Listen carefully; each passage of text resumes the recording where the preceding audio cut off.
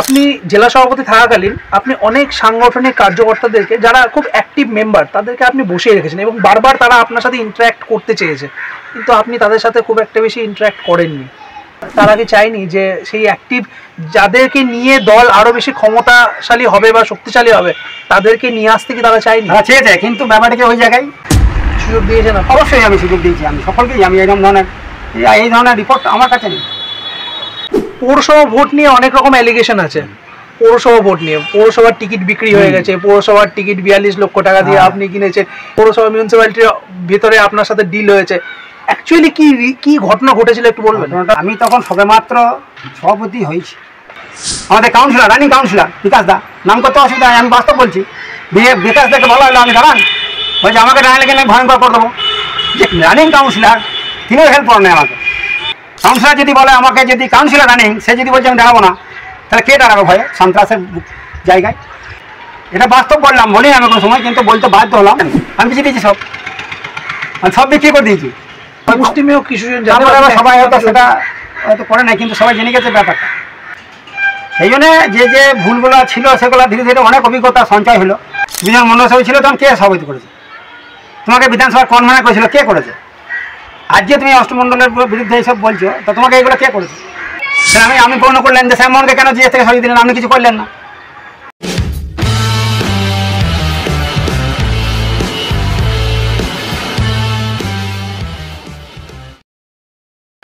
আপনি জেলা সভাপতি থাকাকালীন আপনি অনেক সাংগঠনিক কার্যকর্তাদেরকে যারা খুব অ্যাক্টিভ মেম্বার তাদেরকে আপনি বসিয়ে রেখেছেন এবং বারবার তারা আপনার সাথে ইন্টারঅ্যাক্ট করতে চেয়েছে, কিন্তু আপনি তাদের সাথে খুব একটা বেশি ইন্টারঅ্যাক্ট করেননি। এটা রাজনীতির ক্ষেত্রে দু একজন থাকতে পারে, এটা ম্যাক্সিমাম হবে না, দু একটা হতে পারে। মানে তাদের কি আছে, আমার বলি, এই যে আমি বলছি না, তাদের একটা নির্দিষ্ট পোস্ট চাই। আমি নির্দিষ্ট পোস্ট দেওয়ার অধিকার আমার নাই। নির্দিষ্ট পোস্ট চাই। আমি কে বলবো আমি যুব মোর্চা সভাপতি চাই, কে বলবো আমি জেলার সাধারণ সম্পাদক চাই। এই ধরনের যদি কোনো ব্যক্তি থাকে, এটা ভুল বার্তা। যদি কোনো কার্যকর্তা কাজ করতে চায়, কাজের বিভিন্ন দায়িত্ব আছে, যে কোনো দায়িত্ব নিয়ে কাজ করতে গেলে আমি সেটা কিন্তু ওয়েলকাম। কিন্তু যদি কেউ বলেন যে আমি স্পেসিফিক দায়িত্ব চাই, সেটা তো আমার একটা নাই না। আপনি যেটা বলছেন খবরই দেখবেন, সে স্পেসিফিক দায়িত্ব চেয়েছে, হয়তো স্পেসিফিক যে আমার এই দায়িত্ব চাই, তারপর আমি ভারতীয় জনতা পার্টির কাজ করবো। এটা আমার একটা নাই। এই এখতিয়ারটা কার? এই এখতিয়ারটা আপনার এমনিতেই সাংগঠনিক যে গঠনতন্ত্র আছে, গঠনতন্ত্র অনুযায়ী সিদ্ধান্ত হয়।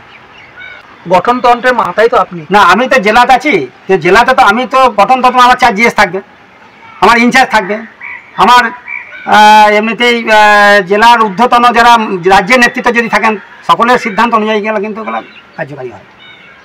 তারা কি চায়নি যে সেই অ্যাক্টিভ যাদেরকে নিয়ে দল আরো বেশি ক্ষমতাশালী হবে বা শক্তিশালী হবে তাদেরকে নিয়ে আসতে কি তারা চায়নি? তারা চেয়েছে, কিন্তু ব্যাপারটাকে ওই জায়গায় যদি কেউ বলে থাকেন, আমাকেও ব্যক্তিগতভাবে 2 একজন ফোন করেছে যে আমাকে এই দায়িত্ব দিতে হবে, মানে আমি অপারক, আমি আপনাকে এই দায়িত্ব দিতে পারি না। আপনার যদি কাজ করার ইচ্ছা থাকে, তাহলে আপনি যে কোনো দায়িত্ব দেওয়া হবে, সেটা কাজ করলে আপনি কাজের পরিপ্রেক্ষিতে আপনি আবার বড় দায়িত্ব নিজে অর্জন করবেন।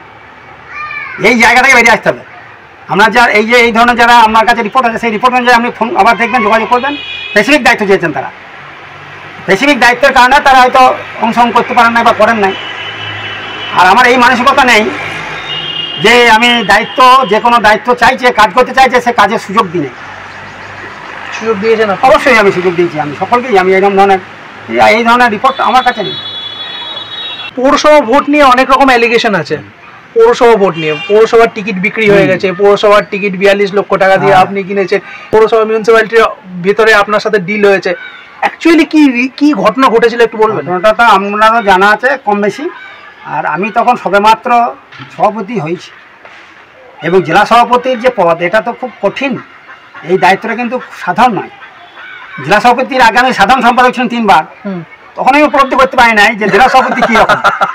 আমি কলকাতায় যেতাম গাড়িতে বসে মাননীয় রামকিশোর রায়ের সাথে, তখন আমি ঘুমোতে যেতাম।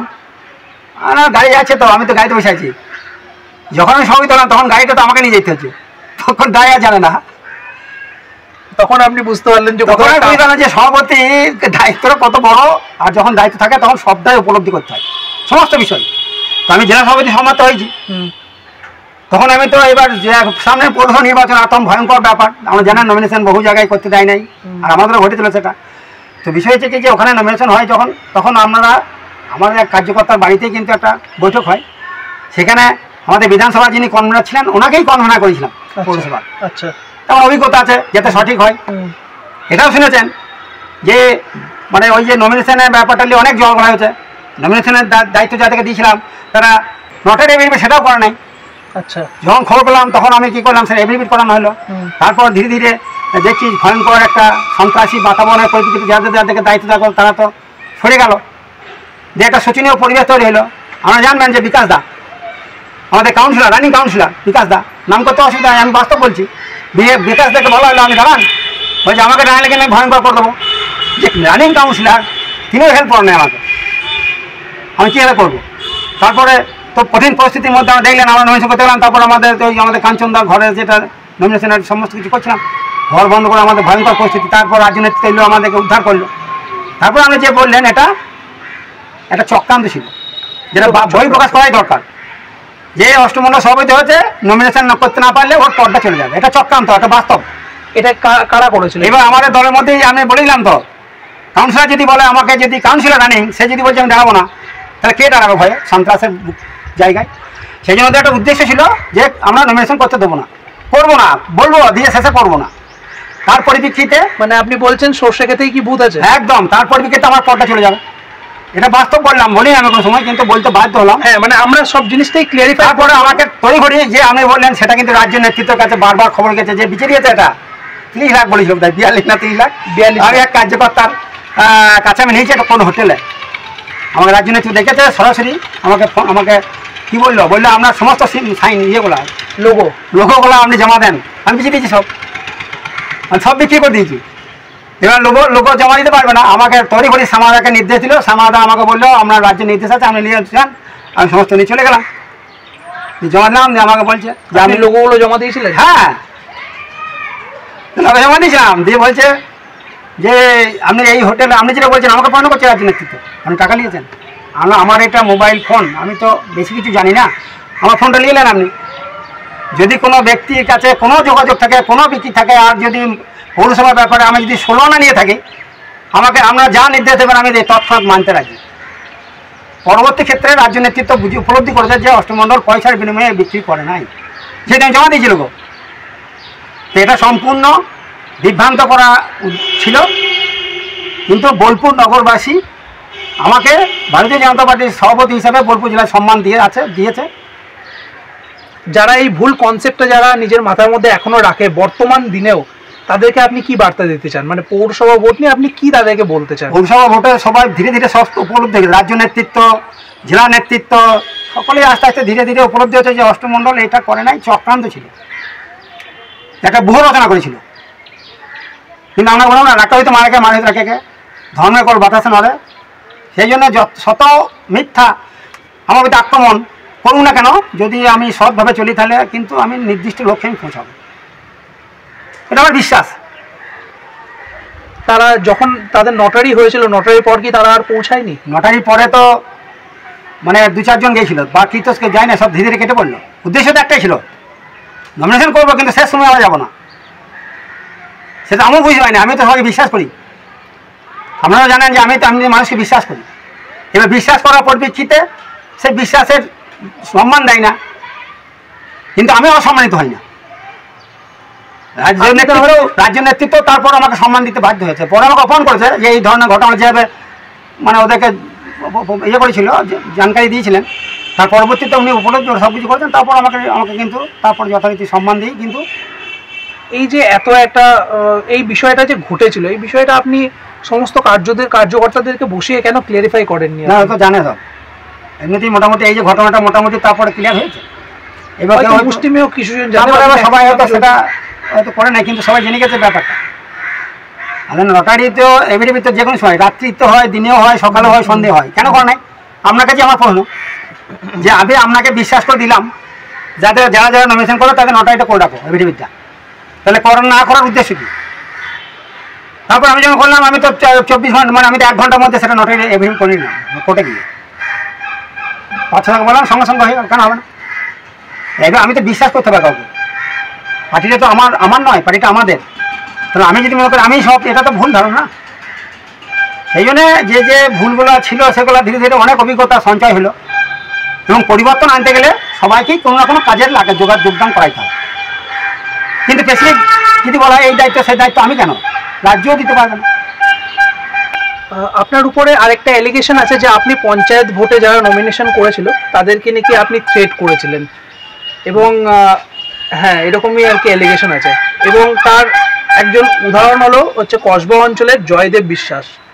উনি নাকি, ওনাকে আপনি সমস্ত জায়গা থেকে আর কি সরিয়ে দিয়েছেন, কোনো পদে রাখেননি, কোনো কাজে অ্যাক্টিভলি পার্টিসিপেট করতে দেন না। উনি তো আমাদের ডিস্ট্রিক্টের মেম্বার, একটা মণ্ডলের ইনচার্জ আছেন। তো বিষয় যে দায়িত্ব আমি বললাম না, যে আমার যদি দায়িত্বটা মনোপুত না হয় তাহলে এইগুলো এলিগেশনগুলো জেলা সভাপতির উপরে ছুটে দেয়। সেও কি স্পেসিফিকভাবে কোনো দায়িত্ব? স্পেসিফিক হিসেবে উনি তো ছিলেন এমনিতে, আগে মণ্ডল সভাপতি ছিলেন। কে মণ্ডল সভাপতি করেছিল ওকে জিজ্ঞেস করবেন। তুমি যখন মণ্ডল সভাপতি ছিল তখন কে সভাপতি করেছে? তোমাকে বিধানসভার কনভেনার করেছিল, কে করেছে? আজকে তুমি অষ্টমণ্ডলের বিরুদ্ধে এইসব বলছো, তো তোমাকে এইগুলো কে করেছে? হয়তো মণ্ডল সভাপতি তো আমি করেছিলাম, কনভেনার তো আমি করেছিলাম, তারপর আমার তো সবসময় থাকবে না তো দায়িত্ব। আমি পার্টিকুলার স্পেসিফিক দিয়ে ওনাকে জিজ্ঞেস করবেন যে আপনি যখন মণ্ডল সভাপতি কে করেছিলেন, তারপর আপনাকে বিধানসভার কনভেনার হয়েছিলেন তখন কে সভাপতি ছিল বা কার নেতৃত্ব হয়েছিল। কিন্তু একই ব্যক্তিত্ব গুরুত্বপূর্ণ দায়িত্ব সবসময় থাকতে পারে না। শ্যামমোহন তো আমার কাছের ব্যক্তি, তাহলে আমি পূর্ণ করলেন যে শ্যামমোহনকে কেন জিএস থেকে সরিয়ে দিলেন, আপনি কিছু করলেন না। তা যখন মেন দায়িত্ব থেকে সরে যায় তখন সে ক্ষণিকে রাগান্বিত হয়ে বা ক্ষুব্ধ হয়ে সে অনেক কিছু বলে, পরবর্তীতে সে তখন তার ভুল স্বীকার করতে বাধ্য হয়।